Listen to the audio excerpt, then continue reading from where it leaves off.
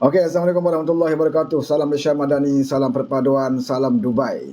Saya ucapkan kepada rakan-rakan yang sempat masuk ke room saya pada petang ini untuk seketika waktu. Terima kasih banyak yang telah follow akaun saya ini. Saya ucap terima kasih. Terima kasih Moisa 85. Terima kasih juga rakan-rakan yang telah follow akaun saya yang nombor 2 tu. Nombor 2 tu tak banyak lagi. Follow, tak boleh buat live lagi tu. Itu baru saya wujudkan apabila akaun ini tu kena tanda reman. Jadi akaun tu saya wujudkan. Walau macam mana pun, bagi anda yang telah pun follow akaun saya satu lagi tu, saya ucap terima kasih. Mudah-mudahan akaun tu boleh dapat follow 1,000 lah sebagai backup kan. Kalau apa-apa yang berlaku pada akaun ini, saya boleh live satu lagi. Jadi terima kasihlah benda yang telah pun follow. Terima kasih Nik Muzalik. Biru, Waalaikumsalam Biru.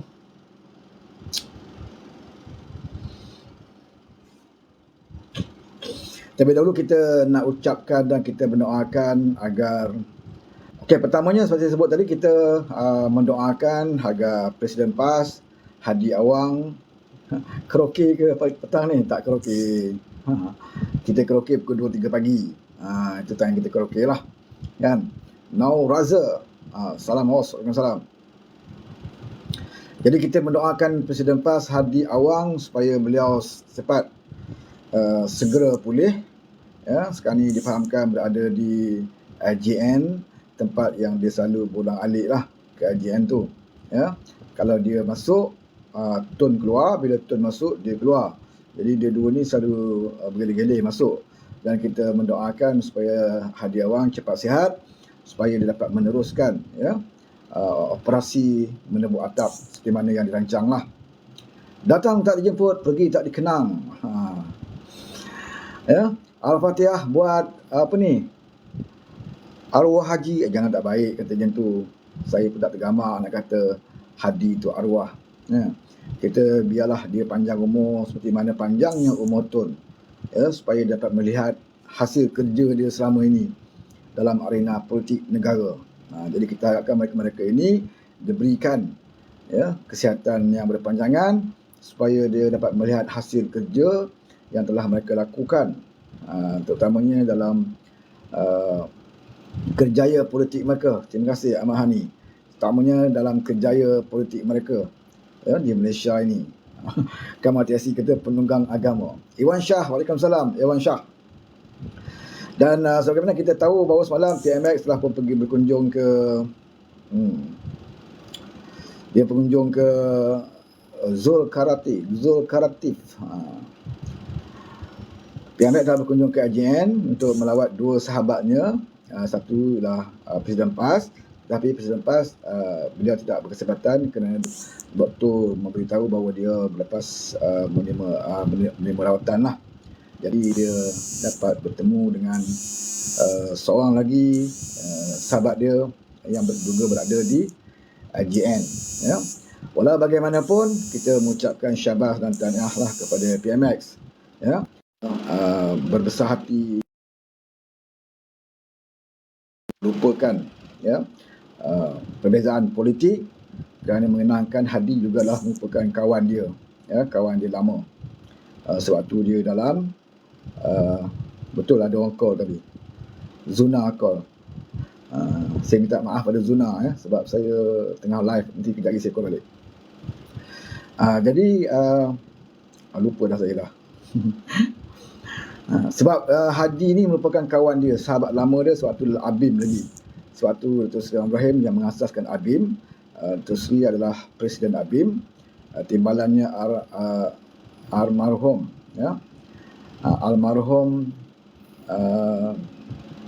Ustaz Fadil Noor adalah timbalan ABIM. Dan waktu itu juga Hadi adalah merupakan naib Presiden ABIM.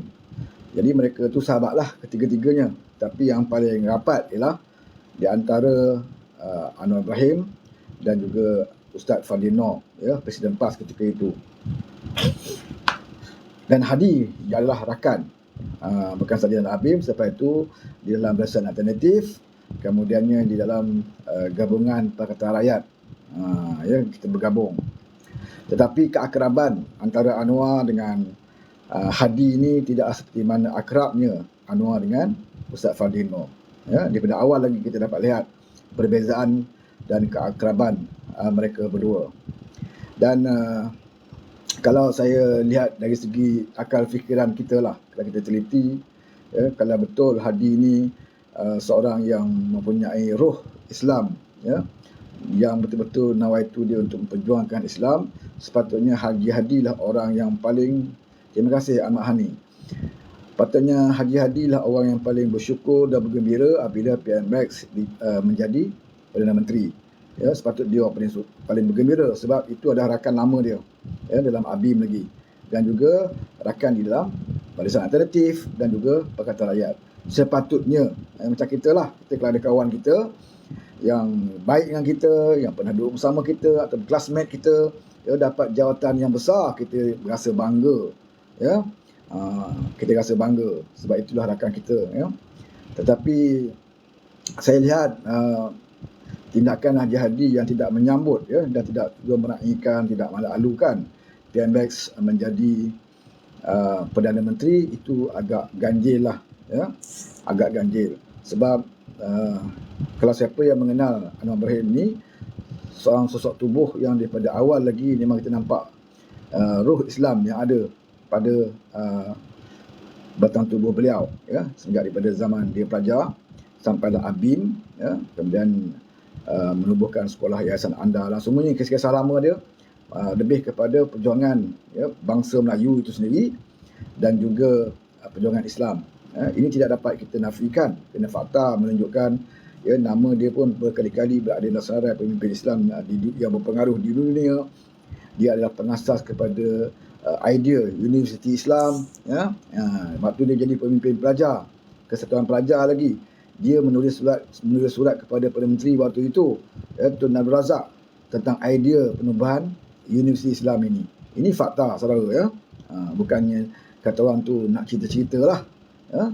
Kalau ada yang lebay-lebay walon-walon kat sini nak cerita tentang sejarah Hadi pun tidak ada masalah. Mereka boleh cerita, ya, perjuangan Hadi daripada muda dulu, ya, perjuangan dia tentang perkembangan Islam, boleh cerita, tidak masalah, ya. Saya hanya berminat untuk cerita tentang Datuk Seri Anwar Ibrahim kerana banyak jasa dia, ya, banyak perjuangan dia yang menjurus ke arah kepentingan Melayu dan Islam itu sendiri. Sebab itu saya berminat untuk cerita tentang dia. Kalau saya nak cerita pasal Haji Hadi, saya tak tahu apa yang nak saya ceritakan, kecuali saya boleh cerita tentang amanat dia lah, ya, amanat dia yang menjadi serapah kepada para penyokong dia dulu, ya. Tapi saya rasa dah kerap sangatlah saya cerita tentang amanat, kan. Saudara mungkin dah jemu lah dengar cerita pasal amanat Haji Hadi ni, ya. Lebih baik kita cerita tentang Datuk Seri Anwar Ibrahim sebab dia Perdana Menteri kita sekarang ini. Dan sudah pastilah orang seperti beliau ini mempunyai musuh yang ramai, ya.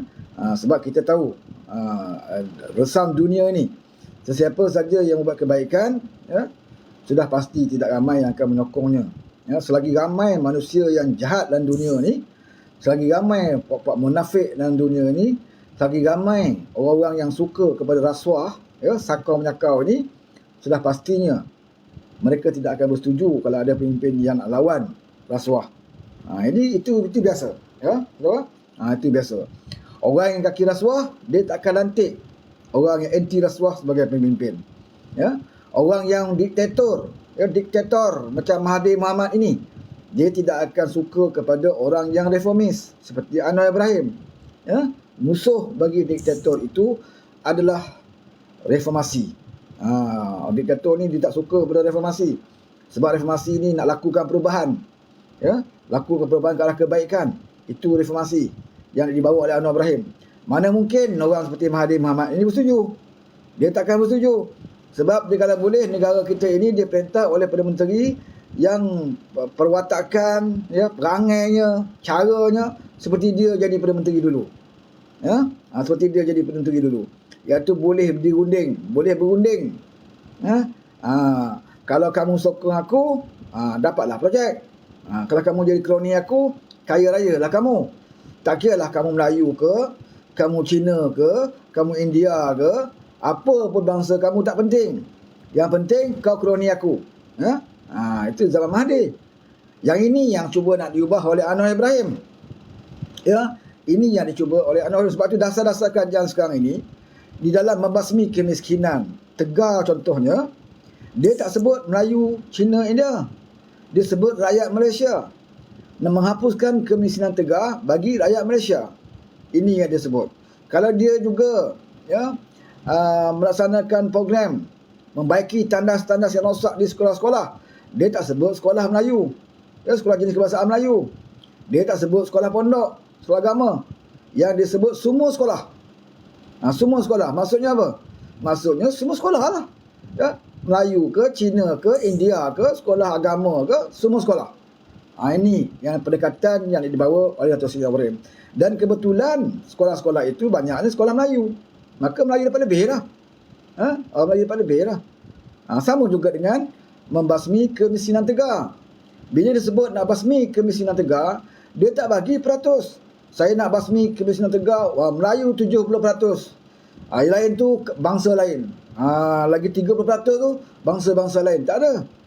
Dia sebut nak basmi kemiskinan tegar, tak kira apa pun bangsa kamu, tak kira pun apa pun agama kamu. Ya, itu menjadi sasaran kerajaan. Soal berjaya atau tidak, itu cerita lain. Yang penting kamu bertekad melakukan perubahan itu sedaya upaya. Ini yang selalu Dato' Seri Anwar Ibrahim sebut. Islah mastata', iaitu melakukan perubahan sedaya upaya.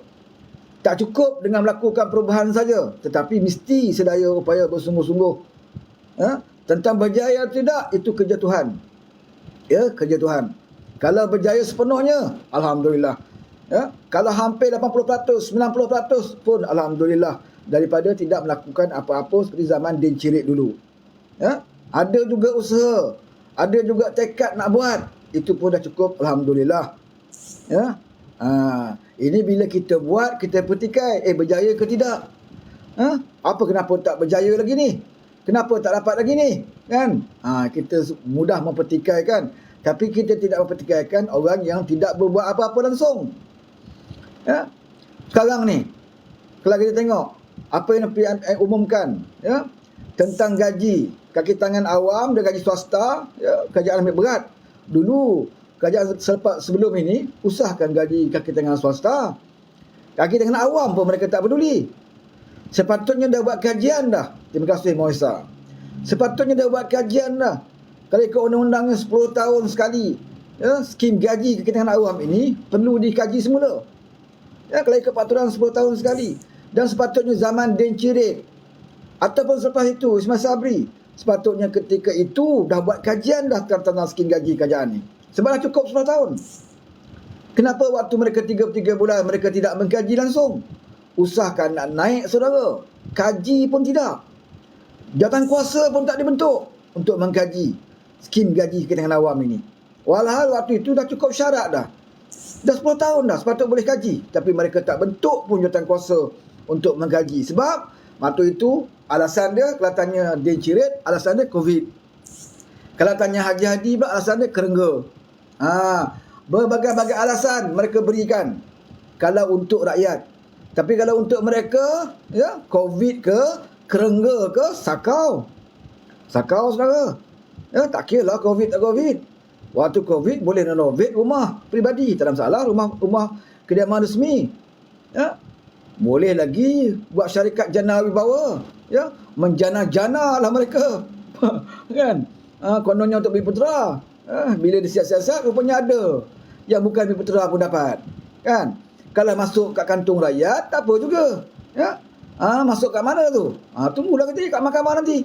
Baru kita tahu. Baru kita tahu menjana tu, wibawa tu, menjana tu ke mana dijanakan tu. Baru kita tahu. Sekarang ni kita tak tahu. Kan? Sekarang ni kita tak tahu. Samalah dengan siasat ni, 700 juta ni. Duit mempromosi. Kan? Mempromosi negara lah kononnya. Kita baru berapa juta aja kerajaan kita umumkan untuk promosikan Malaysia Madani ni. Dia lah 700 juta saudara. 700 juta. Zaman Ismail Sabri lebih kurang 200 juta. Zaman Din Cirit 500 juta. Sekarang ni SPM siasat 500 juta itu. Betul ke tak betul kamu gunakan untuk promosi kerajaan kamu? Kalau promosi, apa dia akan berbuat? Selebih itu ke mana pergi? Yang ini tengah siasat. Tengah siasat, saudara. Bagaimana mereka berbelanja waktu Covid? Mereka boleh berbelanja. Tapi kalau nak berbelanja untuk rakyat, tak boleh. Tak boleh. Kalau nak keluar pun, duit kalau BSP lah. Kuwait dah tabung masing-masing. Nak hidup pada pandai lah. Kan? Tak cukup, keluar lagi. Kan? Keluar lagi, saudara. Sebab bukan duit dia. Bukan duit dia. Duit kita. Pandai-pandai kita lah nak keluar. Besok bila dah tua, tak ada duit simpanan, pandai-pandai nak hidup. Aku tak apa. Aku Perdana Menteri. Aku ahli parlimen. Aku ada pencen. Terima kasih, YMV. Kamu dah tua besok. Kalau ada pencen sekali pun, berapa pencen kamu? Kalau ada pencen. Kalau tak ada pencen, kalau betul mengharapkan ke BSP, yang ada simpanan tu, kalau dah kena korek 2-3 kali, berapa yang tinggal? Jadi kita bersyukurlah apabila PMX mengambil alih sebagai Perdana Menteri, dia tidak melayan kehendak-kehendak orang yang minta keluar duit ke BSP. Walhal kalau dia nak dapat populis, nak populis, nak nama dia diingat, nak dia dipuji, boleh aja dia bagi, sebab bukan duit kerajaan pun, duit kamu. Boleh aja dia nak bagi. Tapi bagi Anwar Ibrahim, dia seorang yang tidak bertanggungjawab kalau dia membenarkan rakyat keluarkan duit. Sedangkan tanggungjawab kerajaan sepatutnya membantu rakyat, bukan rakyat keluar korek tabung sendiri. Ini pendirian, prinsip yang dipegang oleh PMX. Kau makilah dia, tak apalah. Biar sekarang kau maki dia. Bagi PMX, biar sekarang kau maki aku, daripada kau dah tua besok, duit tak ada, duduk merempat, kan? Sampai nak masuk rumah orang tua-tua, rumah kebajikan masyarakat, masa tu kau maki Perdana Menteri sebelum ini. Sekarang ni kau nak maki-maki tak apa. Jangan kau dah tua besok baru kau maki. Kenapalah Perdana Menteri dulu benarkan keluarkan duit? Kalau tidak, aku dah banyak duit simpanan aku. Kan? Jadi bagi Anwar Ibrahim, tak apalah kau maki sekarang. Tak luak pun. Setakat kau maki dia ni. Gelar dia Dajjal lah, Zalim lah. Macam-macam gelaran dibagi kepada PMX. Apakah turun, apakah rendah martabat dia? Tidak, saudara. Semakin banyak fitnah, panah-panah fitnah yang disasarkan kepada batang tubuh dia, semakin naik martabat dan derajat dia.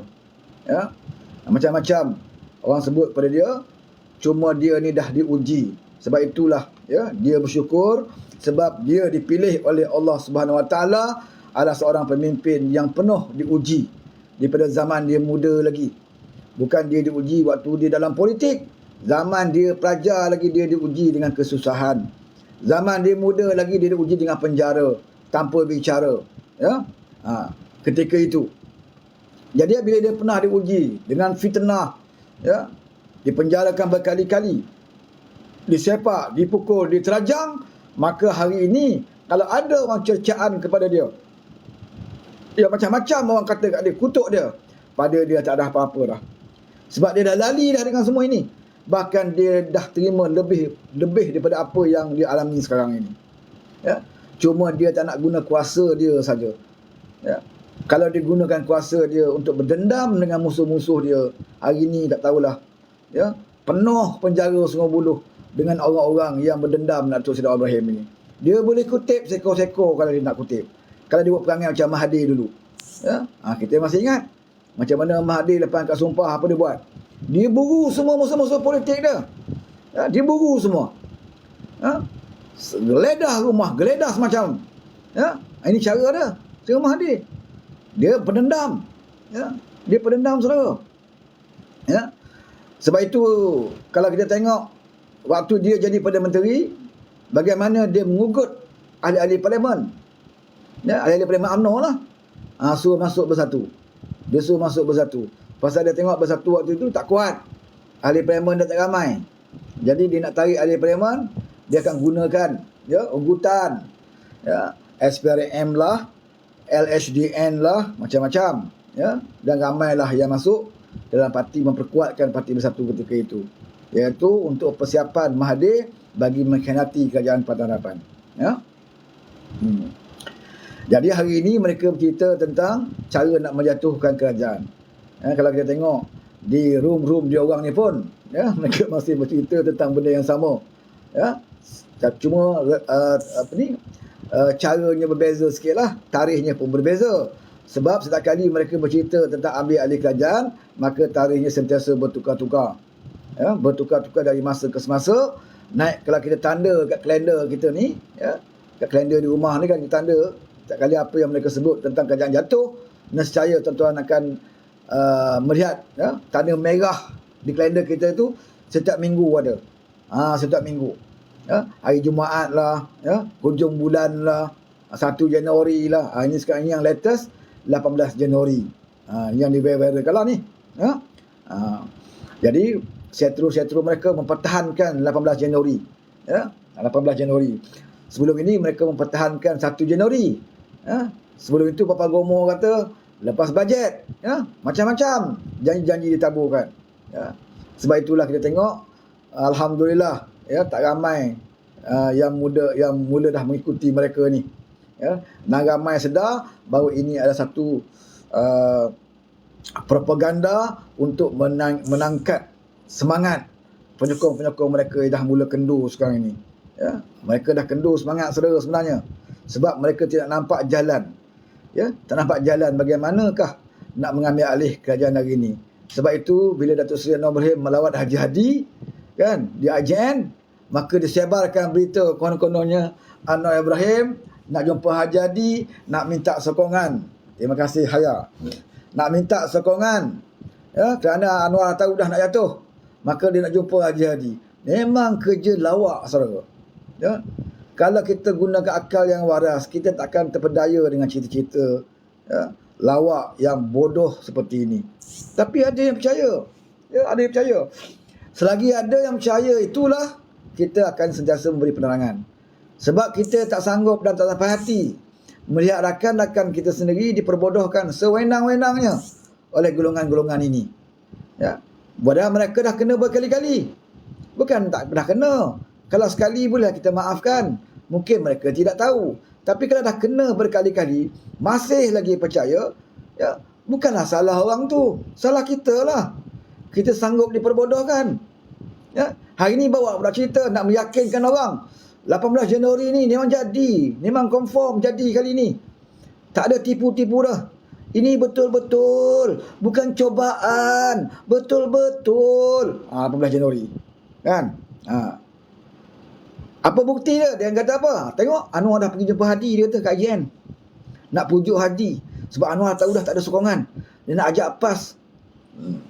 Dia gunakan itu sebagai dalil dan hujah untuk memperkuatkan pembohongan dia. Tapi kalau kita fikir logik, ada ke orang, ya, nak berpakat, ya, strategi politik, nak buat ke hospital. Padahal nak berunding dengan Haji Hadi ni, banyak cara boleh berunding dengan dia. Kalau kita betul nak berunding lah, tengok Mahathir. Bila masa je dia boleh panggil Haji Hadi nak berpakat.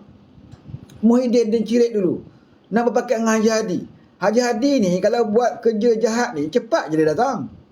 Kalau nak pakat jatuhkan kerajaan ni, dia cepat datang saudara. Tak payah Muhyiddin pergi ke Rusila, tak payah Mahathir pergi Rusila. Daripada Rusila tu dia datang jumpa Mahathir. Daripada Rusila tu dia datang rumah Muhyiddin. Dia sanggup datang.